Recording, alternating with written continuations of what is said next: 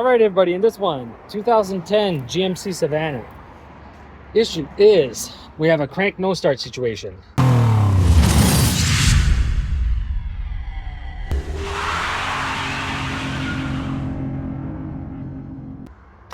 me just give you guys a view of that. Okay, so there is a crank no start situation going on now. There's a bunch of cut wires underneath here. I don't know if that might be why that there's a crank no start. There might be bypass, there might be a relay somewhere.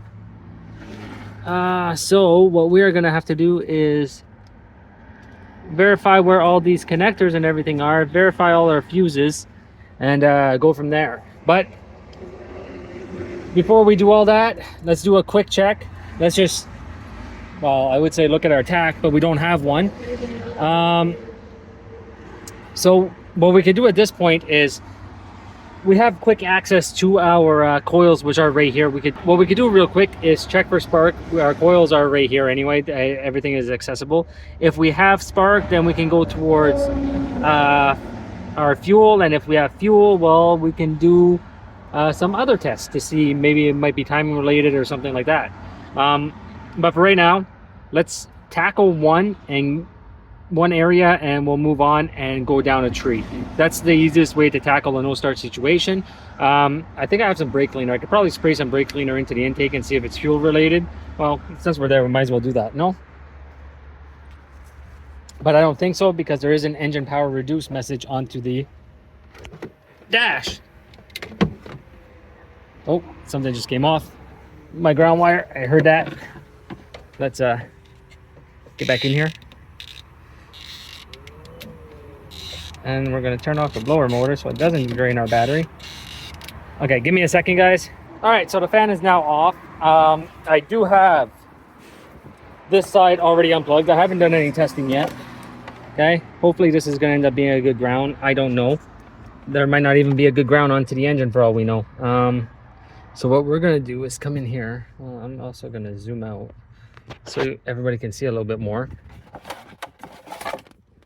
I don't know how well I'm going to be able to do this, but technically this, if there's a good spark, that should be just enough gap for it to jump over. So that's what we're going to be looking for. Going to crank it now, and we have no spark. All right, so that is a, oh, I'm an idiot. Sorry about that, guys. No wonder we have no spark. Take the right wire. No? Yeah, let's try it from here then. I'm gonna have to, okay, give me a minute.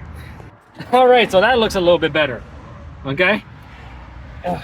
When you're tired, you do silly things. At least I caught it though. All right, let's check this. Still no spark. So we're going to be dealing with a no spark issue right now. So power and grounds and crank signal, that's what we have to deal with. So first we're going to check for powers and grounds up at our coils, which is actually very simple because they do share a power and a ground. One side is going to be for coils, one side is going to be for injectors. Let me go locate where that is and we're going to start our testing. All right, so very quickly, I haven't done any testing yet. What I did was that I did go grab my power probe, okay, and I just wanted to make sure that my ground was good on where I was. My ground was not good, so I redid the test with a known good ground, which was here. That was weird. All right, just to show you guys. All right, so that is a known good ground, and I did test it again, and the same issue was there, so there was no spark. Now, what I'm seeing right now, oh, put this one back on.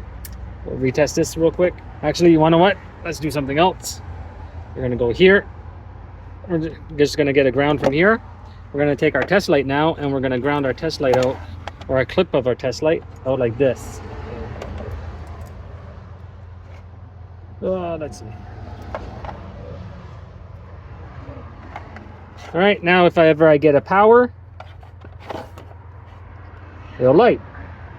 All right, so this pink wire right here is supposed to have a power. So we're going to come in and we're just going to gingerly front probe it, and better turn my key on. Oh. Now that should have power at all times, all right, from what I see on the wiring diagram. I'm gonna go relook at it. But if we come in, we see we have no power. So we have no power. So sorry about that. Okay, so the power for that comes from the powertrain control relay, which lives underneath the fuse box.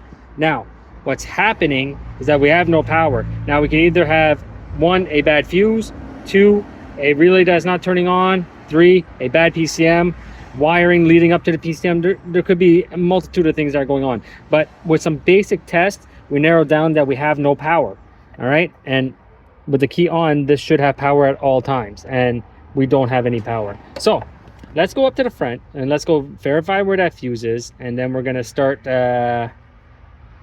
checking to see why there is no power. Bring my power probe along, and I'll see you guys back up at the front. All right, so now we are up at the front of the vehicle. Now the fuse that we have to worry about is going to be fuse 78, okay, which is this one right here. I come down real quick. I got nothing. My key is still in the on position, just to let you guys know, okay? And this fuse should have power onto it. Now whenever you're dealing with a relay, relays are very simple in nature. All they are is an electromagnetic switch. So basically it takes a power and a ground to magnetize a coil, which then just moves a switch in order to hit it and make it contact, not contact, contact, not contact. Now whenever you're trying to diagnose a relay, always take and look at your wiring diagram to make sure how it's controlled. This one is very simple. Supposed to have 2 hot wires, which are supposed to have 12 volts. And then I'm going to have one control, and then I'm going to have another one going out to the loads. Now, the load side of this is going to end up being the fuses on this one. So right off the start, we know that we don't have any power going to our fuses, so we're not going to go any farther than that. Now, but what we do have to do is make sure that we do have our 2 powers. All right. Oh. Give me a second. All right, there's one power. There's my other power. Okay, I should have a load side, and this one I have no load side because it's probably going to my fuse, which is okay. All right, but we could still take and say we now have our 2 power sides. Now in order to determine where the pins are, it's very simple. All we have to do is take our relay. The 2 pins that we went on were these ones right here, and this was 30 and 85. Now the load side of the relay is always going to be pins 30 and 87, and the control side is always going to be 85 and 86. So if I put the relay in its proper orientation, pin 85 is up here, or 86. Pin 86 is up at the top here. So that means that this pin all the way down here, I hope you guys can see it, okay, where my test light is going to end up being my control pin. So if I take and I ground out this control pin, and I have power that returns to my fuses, that's it right there. Now what we don't want to do is just take a direct ground, okay? So what I'm going to do is use a secondary light in order to do that. So I got a small little 2 ohm test light right here, and all I'm going to do is take a probe, stick on a probe, and I'm just going to stick this in, okay? So I'm just going to put it in like this. I know some people are going to frown upon this, but that's okay. I'm not damaging the pins on where it goes, so I'm not too worried about that. Now all I'm going to do is set this in. All right, and very simply, all I'm going to do is take and touch on my ground side, and I just heard all my relays come to life. So from there, what I'm going to do is now take my test light again, touch on this pin 10. Not this pin 10, this 10 amp fuse right here that now has power onto it. Now if I go back to my well, we're going to go check it real quick. We're going to go back and check the no, actually I won't be able to do it like this. Yes I will, sorry, give me 1 second. Okay, we're going to go and we are going to recheck our power pin on the coil now and see if that has power. If that has power, then our whole issue right now is because our relay is not being energized, and we should be able to start this car. So let's get down here. Let's ground out here. Let's get in here real quick. And we got power. So if I take and I plug this one back up, and let's plug this one back in. Now, technically, this car should fire up. Should, okay, technically. Let's check it, bring you guys up.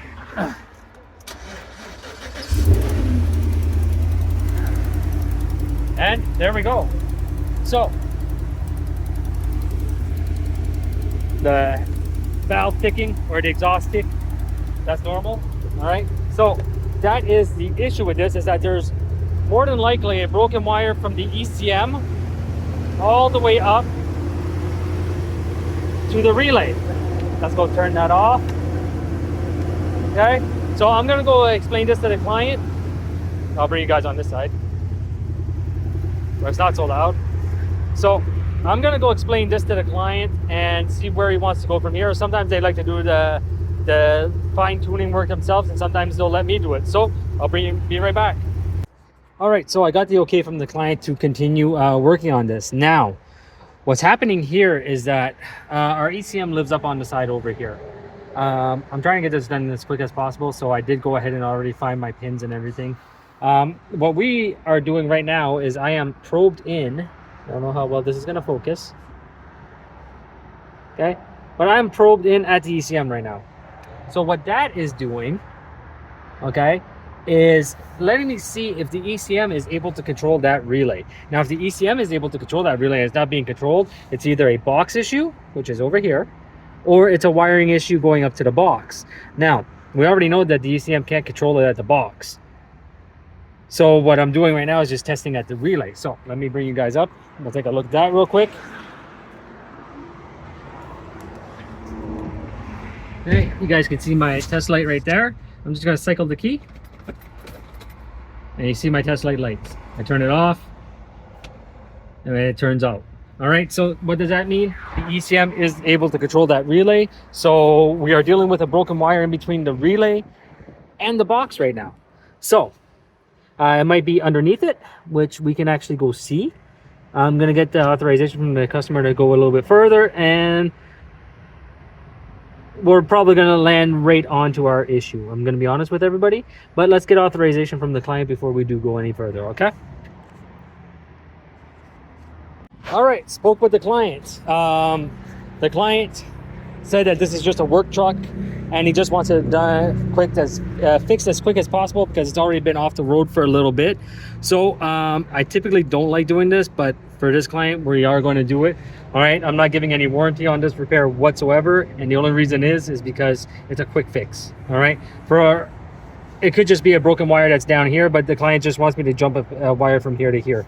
Now, like I said, that's not something that I typically like to do, but at the end of the day, it's not my vehicle, and this is a work truck. This truck doesn't have many more years onto the road, and that will fix this car. So let me just prove it to you guys. Let me get to the wiring. Let me go from the relay up to the PCM, and I'll bring you guys back.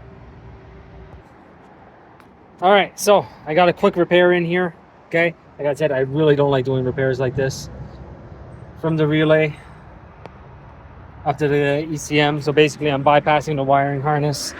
I would have preferred going in and actually finding the issue, but like I said, it's not my vehicle, and at the end of the day, it's not my call. So there we go. Vehicle now starts. I have nothing else plugged in except for that. Okay, so that's it. Hope you guys enjoyed this one, and as always, I will see you guys next time.